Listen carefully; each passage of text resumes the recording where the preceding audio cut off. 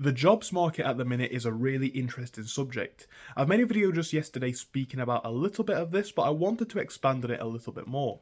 Because whilst there are still a lot of great job opportunities out there, and I will not deny this, we spoke yesterday about the fact that actually getting employed to these roles, especially as a inexperienced, a young person, is very hard. And we're not even talking about very, very high skilled roles. We're talking about very basic jobs, which traditionally would have been the kind of thing that anybody could accept.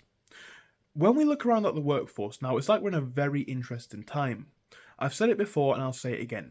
Most of the people who I know that do the office 9 to 5 jobs, increasingly their work life is not 9 to 5. It's more like 8:30 to 5:30 or 9 till 6:30 or anything like that. It's substantially more than what it may have traditionally been. And of course, when you are a salaried employee who doesn't get paid by the hour, this comes at no benefit to you and basically all of the benefit to the company. They get the extra productivity and don't put out extra pay for you. Then we've got other working conditions. Here in the UK, at least, we have things like the 0 hours contracts, which don't get me started on these, right? These are sold as a great idea. What it means for those internationally watching is you don't have any set working hours. In one given week, you could work every day in theory, or 0 days. And people like to make out this is a great thing for students and other people who need flexibility, when in reality, the truth of it is this. They offer great flexibility, these sorts of contracts, to the employers. They're not really set up for you or me. These are the kind of places where they're very, very quick to give you less working hours or limit your working hours, but if you need to increase them, or even more interestingly, if you need to deny a shift or, let's say, cancel it in some way, now we have a problem. Yet they can cancel you for every next day of the week versus, the 1, 2, or 3 that they want to put you on for, or less, or more, or none. These sorts of contracts, along with a lot of things that we're seeing today, benefit the employers more than the employees. And we kind of expect this, right? To be honest, the employers are the kind of creators of wealth. They've built the company, they take the risk. But at the same time, we're not talking now about, just like the employers are getting the benefits. They're getting all of the benefits. And I think an increasing number of people can agree with this point and admit to this fact.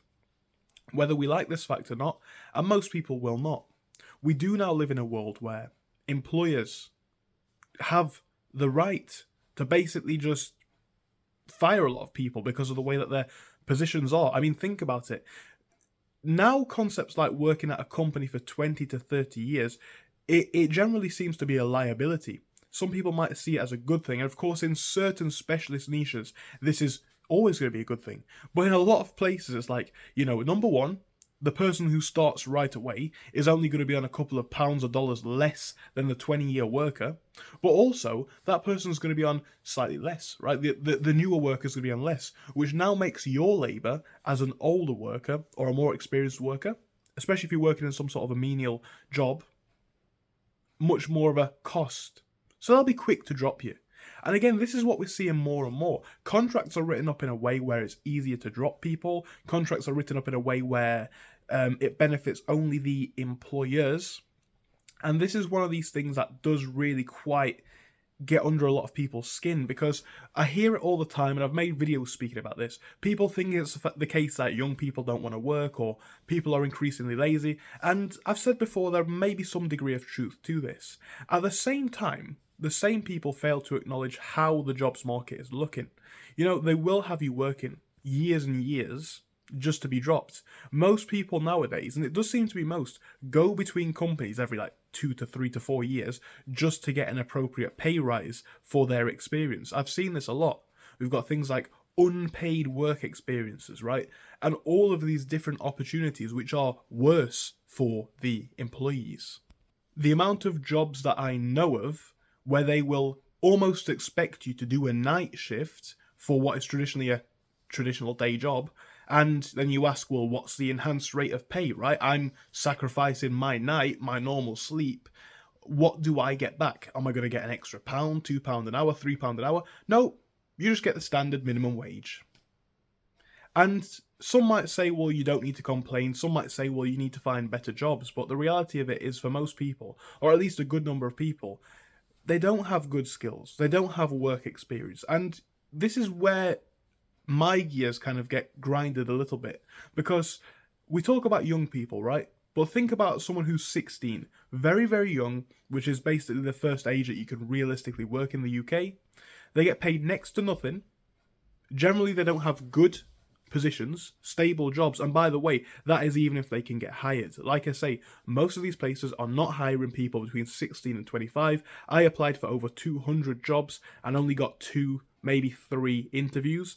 And obviously, the interview stage is not the completion. It's not an acceptance. You might get accepted on the spot, but generally it's not going to be the case, and you're likely to get denied. So you're looking at applying for hundreds of jobs. And like I've said before, we're not talking about high skilled jobs here. We're talking about minimum wage, working in a shop, working in a cafe, working in a bar, working in a warehouse even, right?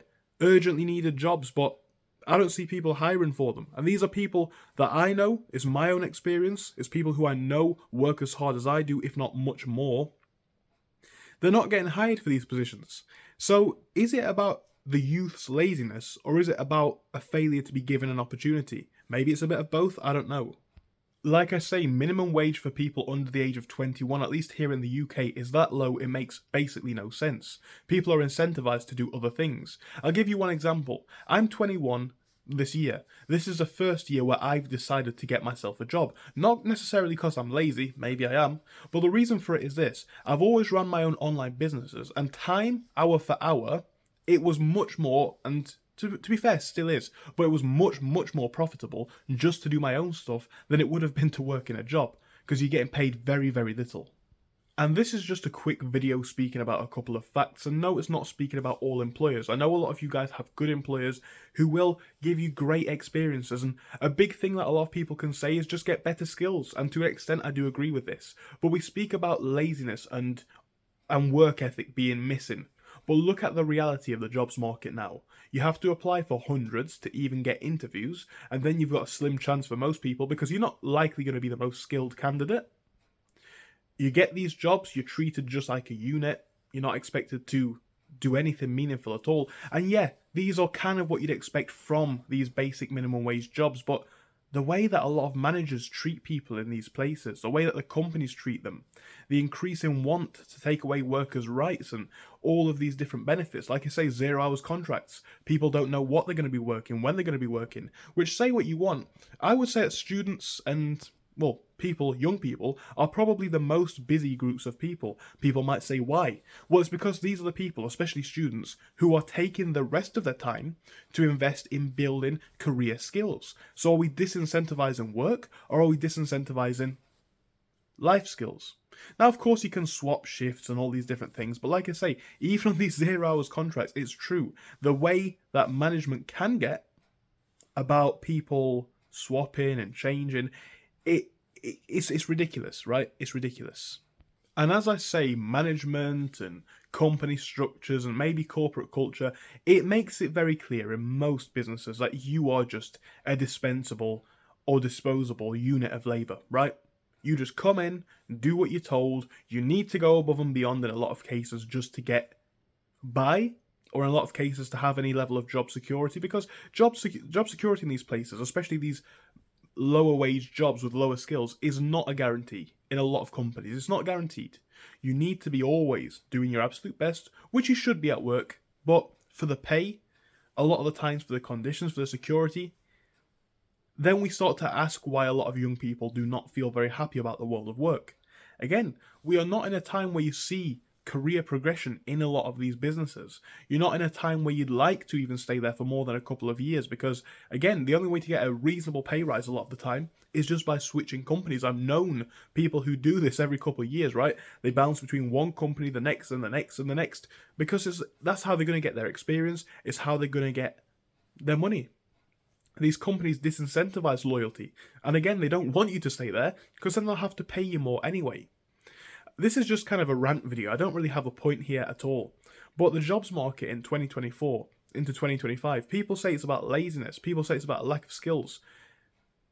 I ask how long you guys have been in a job for, because if you try apply for some new ones, a lot of you would probably be surprised, especially the entry-level ones, how difficult they are to get. All the time, we're hearing about how thousands, if not millions, of jobs have been created around the world and how they desperately need filling. Ironically, though, how, or at least when, the young people who we're told are so lazy go to do so. Like I say, even in my experience, hundreds of jobs, applications, a couple of interviews. Obviously, I did get accepted for some jobs in the end after trying for hundreds, but that is kind of a problem in itself. I would understand it if it was a very, very high skilled or high paying job that required a lot of experience. But why do you need so much to even stack some shelves? This is a big thing, one of the huge things actually, disincentivizing a lot of people from working, especially in low skilled jobs. They want to work, but they're struggling to get their jobs in the first place.